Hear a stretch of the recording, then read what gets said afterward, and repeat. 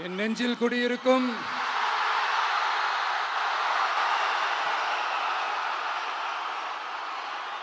திருநெல்வேலி மக்கள் உங்கள் அனைவருக்கும் என்னுடைய வணக்கம்.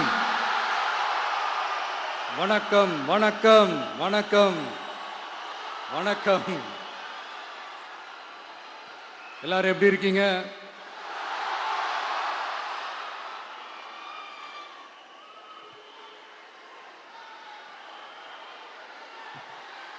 உங்க மகன்,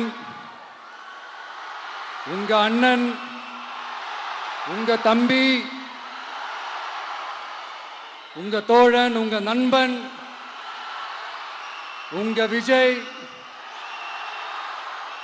உங்களை தேடி வந்திருக்கிறேன். இந்நேரம் திமுக கையில அந்த முழு பவரும் இருந்திருந்தா, இந்நேரம் ஸ்டாலின் சார் கையில் அந்த முழு பவர் இருந்திருந்தா கண்டிப்பா இந்த நிகழ்ச்சி நடந்திருக்காது. ஏதாவது ஒரு முட்டுக்கட்டையை போட்டு நம்மளை வரவிடாம பண்ணியிருப்பார். ஆனா இப்பதான் அவர் ஒரு அதிகாரம் இல்லாத ஒரு முதல்வரா அப்படியே இருக்காருல்ல, ஒரு கேர்டேக்கர் கவர்மெண்ட்னு சொல்லுவாங்க இந்த பீரியடை. ஸோ அப்படி இருக்கிறதுனாலயோ என்னமோ கொஞ்சம் ஈஸியாக வர முடிஞ்சதுன்னு நினைக்கிறேன். அது மாதிரி இந்த திமுக கவர்மெண்ட் நமக்கு எவ்வளவு பிரச்சனைகள், எவ்வளவு நெருக்கடிகள், எவ்வளவு அவதூறுகள், அவங்களையும் தாண்டி இன்னும் சில பேர் இன்னும் நிறைய அவதூறுகள் எல்லாமே பரப்புனாங்க.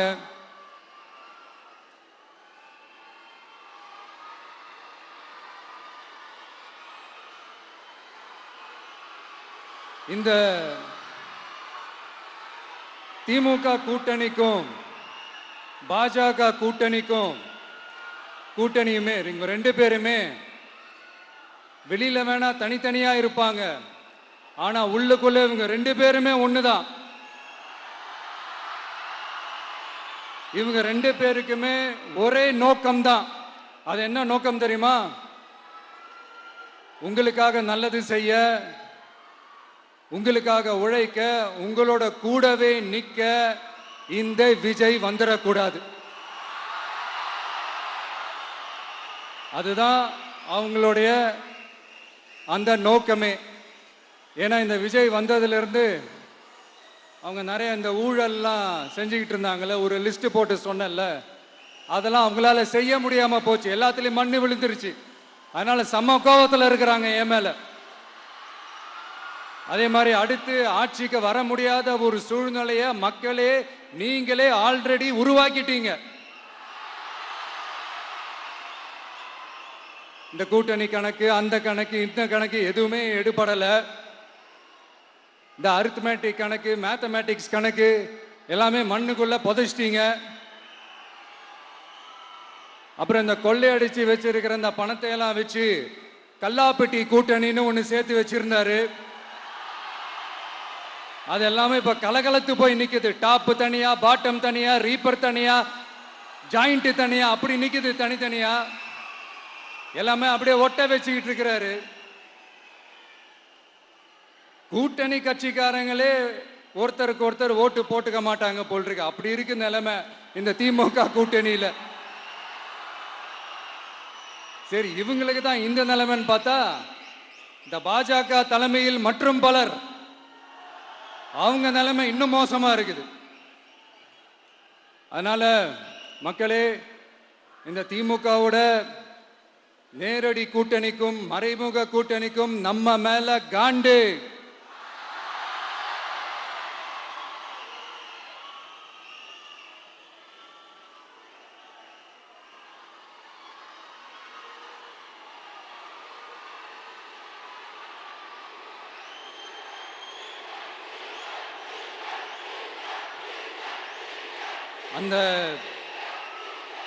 அந்த காண்டுக்கு ஒரு காரணம் என்ன தெரியுமா? அவங்க வீட்டிலேயே, அவங்க குடும்பத்திலேயே விசில் சத்தம் பலமா கேக்குதான்.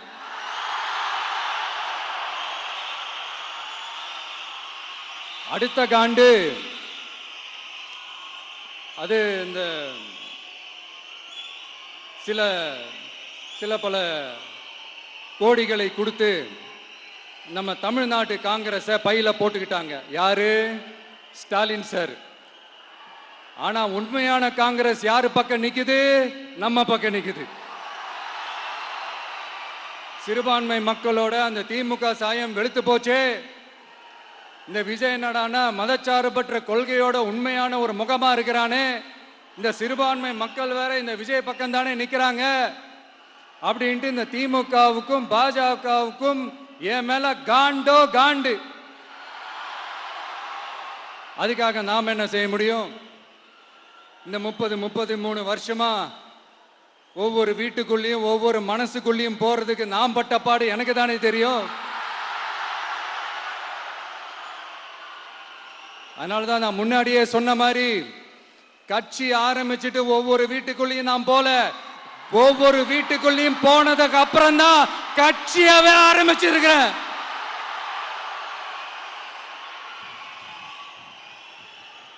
இது இந்த அரசியல் எல்லாத்தையும் தாண்டி இருக்கிற ஒரு உறவு.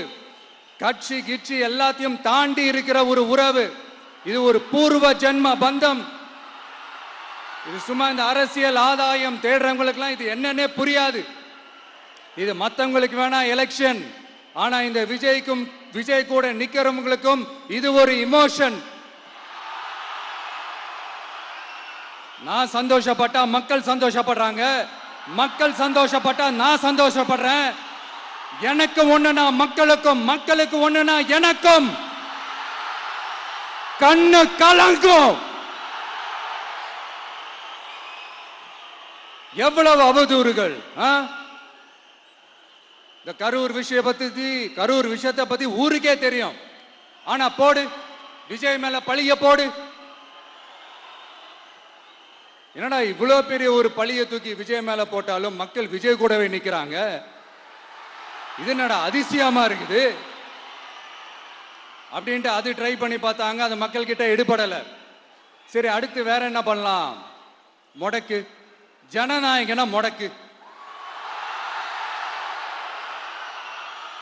படத்தை முடக்கினா கொஞ்சம் பையன் கொஞ்சம் டிஸ்டர்ப் ஆயிடுவான். அதனால படத்தை முடக்கு. இது யாரு முடக்கினாங்கன்றது உங்களுக்கே தெரியும். அது நான் சொல்ல வேண்டிய அவசியம் உங்களுக்கு இல்லை. ஆனா இவனாடா இவன் படத்தை முடக்கினாலும் அவன் பாட்டுக்கு அதை கண்டுக்காம அவன் பாட்டுக்கு வேலையை பார்த்துட்டு போயிட்டே இருக்கான். அதுவும் எடுபடல. சரி, அடுத்து வேற என்ன பண்ணலாம்? போடு, SOPன்னு ஒண்ணு போடு. விஜய்க்கு மட்டும் தனியா ரூல்ஸ், தனியா ரெகுலேஷன்ஸ், தனியா கண்டிஷன்ஸ் அவனுக்கு மட்டும் போடு. மற்ற கட்சிகள்லாம் விடு, விஜய்க்கு மட்டும் தனி கண்டிஷன்ஸ் போடு.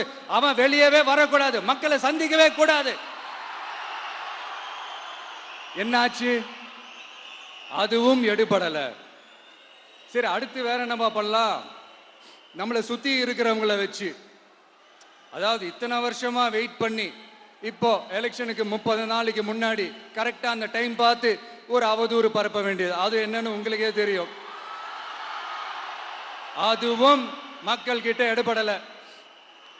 அது மாதிரி எத்தனை சோதனைகள், எத்தனை வேதனைகள் நீங்க கொடுத்தாலும் இந்த திமுக நாளையோ இல்ல இந்த பாஜக நாளையோ இல்ல இந்த மற்ற பலர் நாளையோ இல்ல எந்த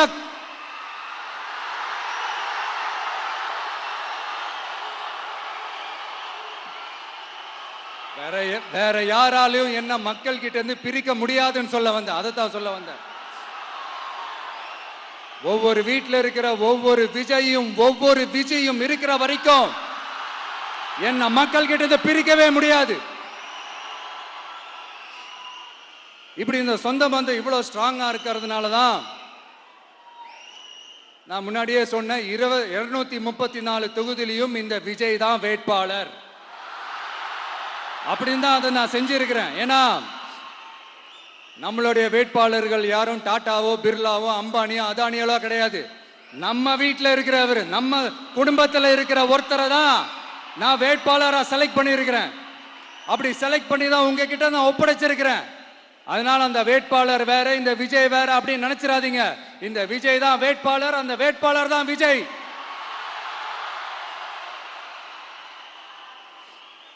இத்தனை வருஷம் யார் யாருக்கோ ஓட்டு போட்டீங்க. ஆனா இந்த வருஷம் உங்க வீட்டில் இருக்கிற ஒருத்தருக்கு, உங்க வீட்டில் இருக்க நம்ம குடும்பத்தில் இருக்கிற ஒருத்தருக்கு நம்ம ஓட்டு போட போறோம். அந்த வேட்பாளர்களுக்கு நீங்க ஓட்டு போடுறது நமக்கு நாமளே ஓட்டு போட்டுக்கிற மாதிரி. அந்த வேட்பாளர் ஜெயிச்சா நாம ஜெயிச்ச மாதிரி. இப்படிப்பட்ட ஒரு எமோஷனலான ஒரு எலெக்ஷனை தமிழ்நாடு இல்ல, இந்தியாவே பார்த்திருக்காது. இது நீங்க எவ்ரி 5 years வர ஒரு எலெக்ஷன் மாதிரி இதை நினைச்சிடாதீங்க. இது வேற, இது ஒரு அதிசய எலெக்ஷன். 50 வருஷத்துக்கு ஒரு வாட்டி நடக்கிற ஒரு எலெக்ஷன் மாதிரி. அதனால அந்த சான்ஸை மிஸ் பண்ணிடாதீங்க மக்களே. ஒரு காமராஜர் தானா, ஒரு அண்ணா தானா, ஒரு எம்ஜிஆர் தானா நம்ம தமிழ்நாட்டுக்கு? அவங்கள மாதிரி வேற யாருமே வந்துட மாட்டாங்களா அப்படின்னு நீங்க ஏங்கினது எனக்கு தெரியும். அத மனசுல வச்சுக்கிட்டு தான் நம்ம டிவிக்கே வந்திருக்கிறோம். நம்ம டிவிக்கே யார் யார் மாதிரி எல்லாம் உழைக்கும் சொல்லவா? ஐயா முத்துராமலிங்க தேவர் மாதிரி, ஐயா வீரன் சுந்தரலிங்கம் மாதிரி, ஐயா வாவுசி மாதிரி, ஐயா அழகு முத்துக்கோன் மாதிரி, ஐயா கட்டபொம்மன் மாதிரி, ஐயா ஒண்டி வீரன் மாதிரி, ஐயா குரூஸ் பெர்னாண்டஸ் மாதிரி, மாதிரி ஒட்டுமொத்த தமிழ்நாட்டு மண்ணுக்கும் உழைக்கும், உழைச்சிக்கிட்டே இருக்கும். இந்த எலெக்ஷன்ல நம்ம டிவிக்கு ஆட்சி அமைஞ்சா அதென்ன அமைஞ்சா அமைக்கிறோம்.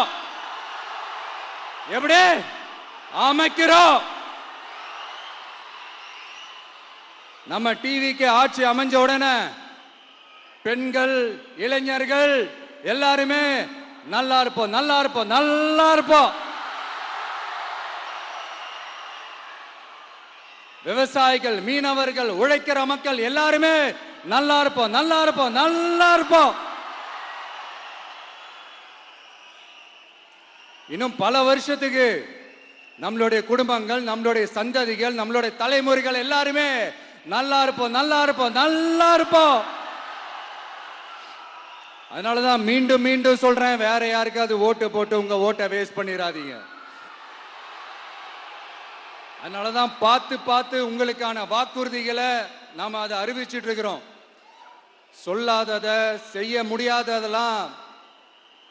முடியாததெல்லாம் சொல்லவே மாட்டோம். அதுல ரொம்ப உறுதியா இருக்கிறோம். சொல்லாததை செய்வோம், அது வேற விஷயம். ஆனா செய்யறத மட்டும் தான் சொல்லுவோம்.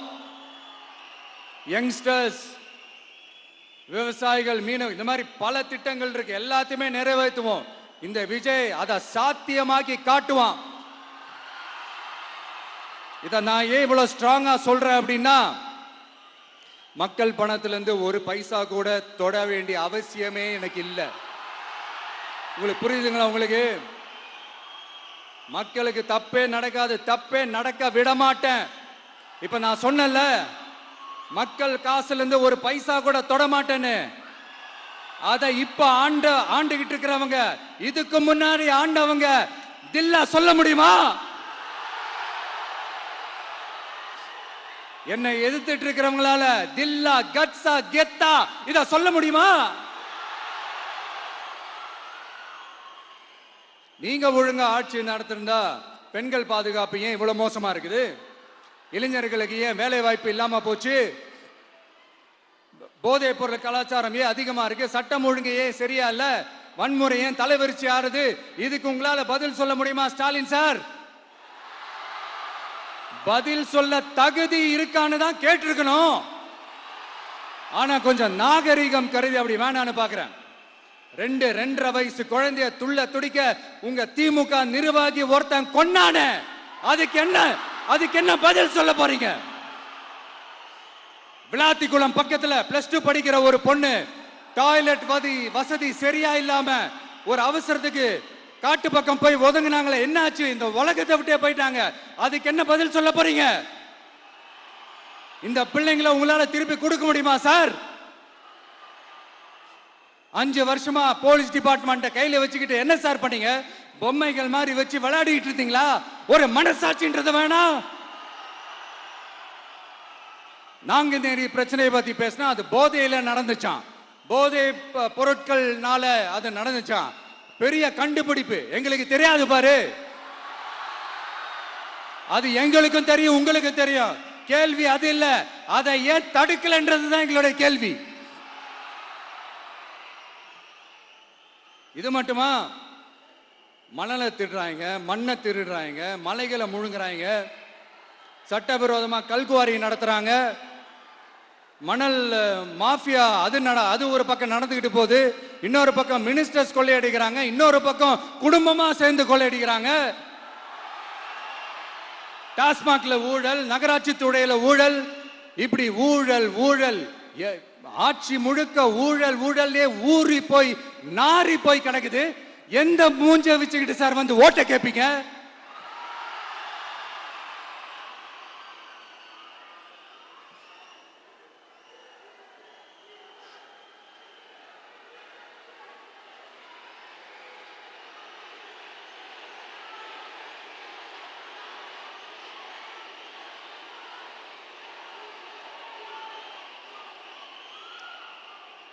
இந்த எலெக்ஷன் சும்மா உங்க பணத்தை எல்லாம் வச்சுக்கிட்டு ஒன்னும் கிழிக்க முடியாது. உங்க பணத்தை எல்லாம் வச்சு மக்கள் எல்லாம் விலைக்கு வாங்கவே முடியாது. இது ஒரு மாற்றத்திற்கான ஒரு எலெக்ஷன். ஒட்டுமொத்த தமிழ்நாட்டு மக்களும் அந்த மாற்றத்தை கொண்டு வர போற அந்த எலெக்ஷன். இது உங்களாலேயோ இல்ல அந்த மற்றும் பலர்னாலேயோ ஒன்னும் தடுக்க முடியாது. அதனால மக்களே, ஏப்ரல் 23ஆம் தேதி காலையில சும்மா பக்காவா ரெடி ஆயிட்டு வீட்டில் இருக்கிற சாமியெல்லாம் கும்பிட்டுட்டு உங்க ஓட்டர் ஐடி கார்டை கையில் எடுத்துக்கிட்டு முதல்ல பூத்துல போய் நின்று அந்த விசில் சின்னத்துக்கு நேரா இருக்கிற அந்த பட்டனை ஒரு அழுத்துங்க. இது ஒரு தலைமுறைக்கான ஒரு தேர்தல், உங்களுக்கான தேர்தல். எப்பேற்பட்ட வசதியான வாழ்க்கையா இருந்தாலும் எல்லாத்தையும் தூக்கி எறிஞ்சது உங்களுக்காக மட்டுமே வந்திருக்கிறேன். உங்களுக்காக நன்றி கடன் செலுத்துறதுக்காக மட்டுமே வந்திருக்கிறேன். அத்தனை வழிகளையும் தாங்கிக்கிட்டு உங்களுக்காக மட்டுமே வந்திருக்கிறேன். ஒரு நாளும் பொய் சொல்லி உங்களை நான் ஏமாத்தவே மாட்டேன். இந்த 4 முனை போட்டி, 40 முனை போட்டி, எத்தனை முனை போட்டின்னு எத்தனை உருட்டினாலும் இங்க 2 முனை போட்டி மட்டும்தான். ஒண்ணு, இன்னொன்னு எஸ், ஒன்னு டிவிகே, இன்னொன்னு டிஎம்கே. மக்கள் விரோத ஆட்சி நடத்துற ஸ்டாலின் சார் வேணுமா? மக்களை நேசிக்கிற உங்க விஜய் வேணுமா? அவ்வளவுதான் இந்த எலெக்ஷன். அதனால உங்க மகனுக்கு, உங்க அண்ணனுக்கு, உங்க தம்பிக்கு, உங்க பிள்ளைக்கு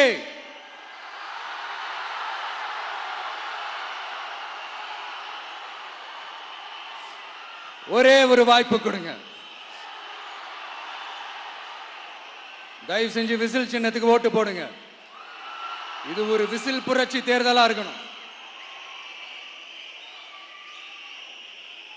நான் தன்னந்த நீயாளு, நீ நம்ம அப்பாரு, கொஞ்சம் நவந்தனா இங்க 8 கோடி பேரு, மிரல போது ஸ்டேட்டு நம்ம விசில் சத்தம் கேட்டு, நல்ல வங்க வாழ இங்க விசில் கடி ஓட்டே. கடைசி நம்பிக்கை மக்களை தேடி வருது, அதை இறுக்கி புடிச்சு ஒரு வரலாறு எழுது. உங்க விஜய், நான் வரேன். விசில் அடிக்க ரெடியா? கான்பிடண்டா இருங்க, நல்லதே நடக்கும், வெற்றி நிச்சயம். மீண்டும் சந்திக்கும் வரை நன்றி, வணக்கம்.